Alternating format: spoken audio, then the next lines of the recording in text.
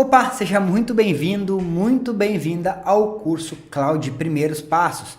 Nesse curso você vai ver Cloud do jeito certo.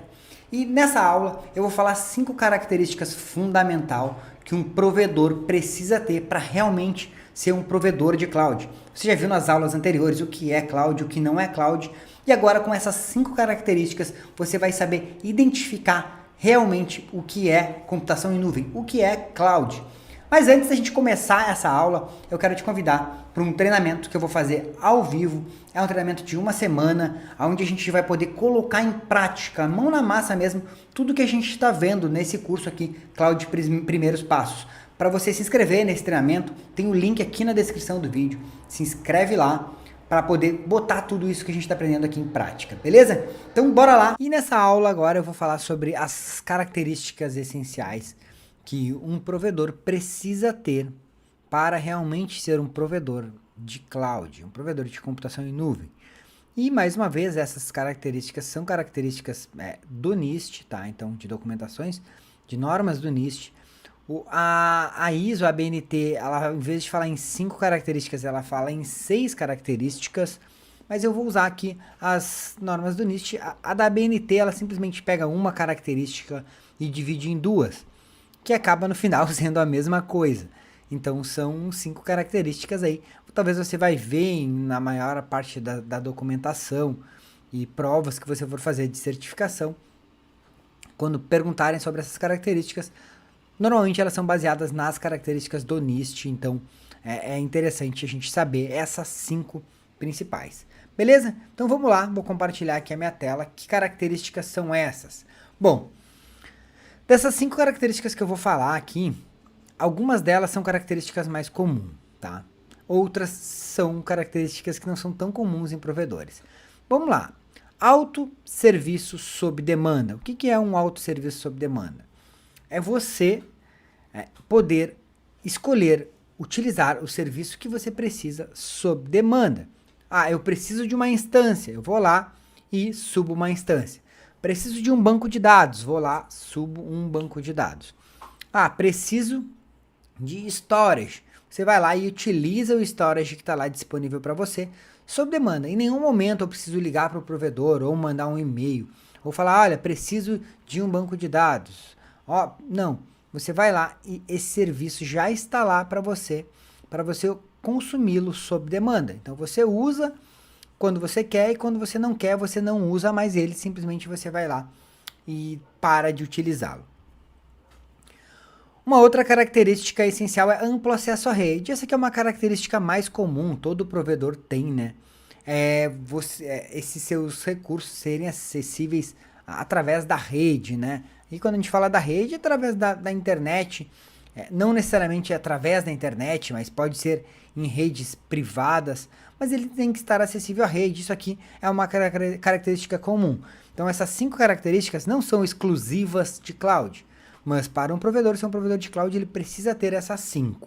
A outra é pool de recursos compartilhado. Essa aqui também é uma característica bem comum.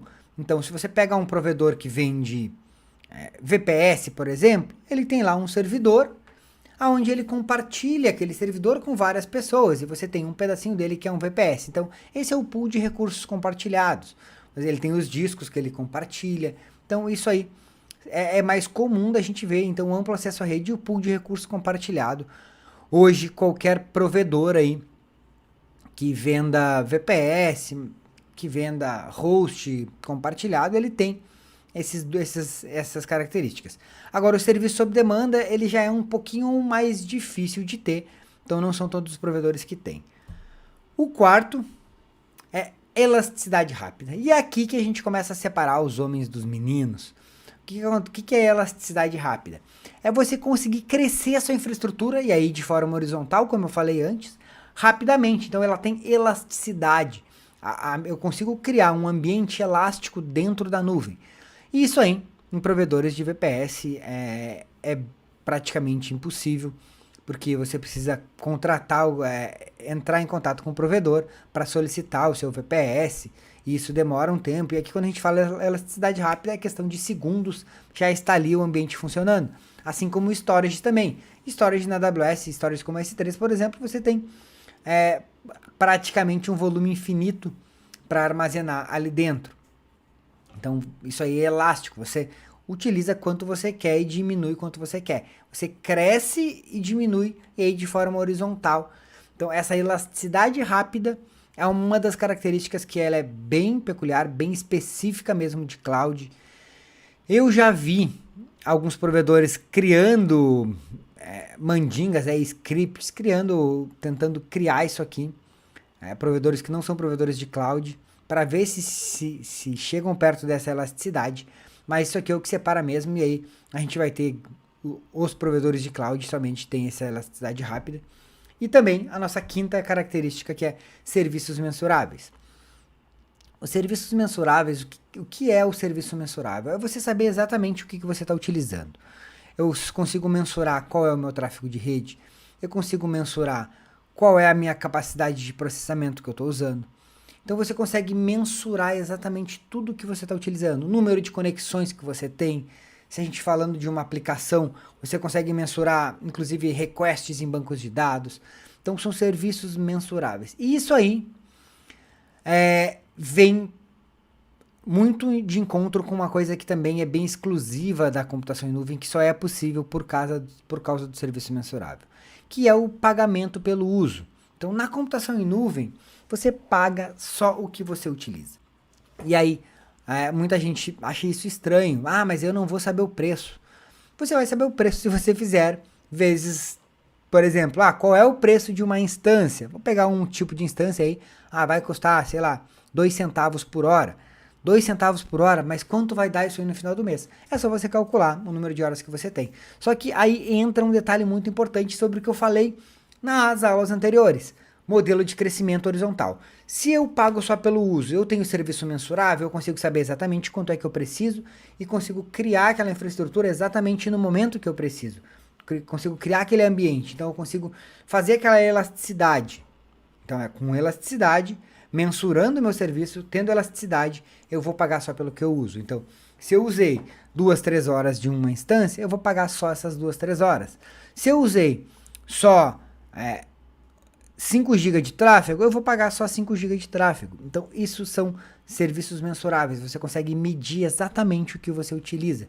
E é aí que você consegue criar um ambiente de cloud com alto desempenho, com um custo mais baixo, porque quando você consegue trabalhar com essa elasticidade e com serviços mensuráveis, você consegue otimizar o seu ambiente justamente para sua necessidade. Então você só vai consumir a sua necessidade. Vamos pensar comigo aqui. Você tem lá um VPS no provedor X aí, onde você paga um VPS com um quad-core com 64 GB de memória. Vamos pensar comigo. Só que a sua aplicação, talvez ela não fique rodando 24 horas por dia, ou talvez ela fique rodando, mas ela não tenha um consumo de todo esse recurso, desse pico aí, desse quad-core com 64 GB de memória, ela não tenha 100% do tempo consumindo esse recurso computacional. Provavelmente você vai ter horários. Eu vou dar um exemplo de um aluno. Um aluno, ele tem uma aplicação, tipo o iFood, de delivery. E o que acontece? Em datas, finais de semana, sexta-feira à noite, sábado à noite, ele tem um pico gigante de acesso. Só que aí, quando chega na segunda-feira de manhã, por exemplo, ou até mesmo de madrugada, em horários que não tem tanta gente fazendo pedidos no delivery, esse acesso vai lá embaixo. Então, por que ele vai ficar com um servidor com 64 GB de memória rodando 24 horas por dia, 7 dias por semana, se ele pode escalar isso quando ele precisa e quando ele não precisa ele pode diminuir isso? E aí, a gente falando de elasticidade, serviços mensuráveis e pagamento pelo uso, você consegue definir exatamente qual é a infraestrutura que você vai utilizar, qual é o ambiente que você vai criar com esses seus picos de utilização. Isso aí não é nada manual, é tudo automatizado, então serviço sob demanda, né? Você vai lá, preciso, utilizo com elasticidade rápida. Você tem essas 3 características trabalhando ali junto com você no dia a dia. E isso aí é o que faz você ter um projeto de cloud realmente bem feito e você tirar todos os benefícios que a computação em nuvem pode trazer para você. Aqui eu dei exemplo de instâncias, mas a gente poderia falar isso aí de aplicações serverless, trabalhando sem servidores, eu nem vou ter instâncias. Então eu vou ter lá pagamento por tempo de execução, ou containers também sem servidores. Existem dezenas de serviços hoje na nuvem da AWS e eu vou falar mais pra frente sobre alguns desses serviços aí, aqui nesse treinamento, beleza? Me fala aí o que você tá achando do curso Cloud Primeiros Passos. Deixa suas dúvidas aqui na descrição do vídeo. Se você tá gostando, deixa um joinha. E se por acaso você ainda não se inscreveu no treinamento que eu vou fazer ao vivo, é um treinamento de uma semana, um treinamento gratuito, mais prático mesmo, mão na massa, onde você vai pegar tudo isso que você está aprendendo nesse curso Cloud Primeiros Passos e botar em prática.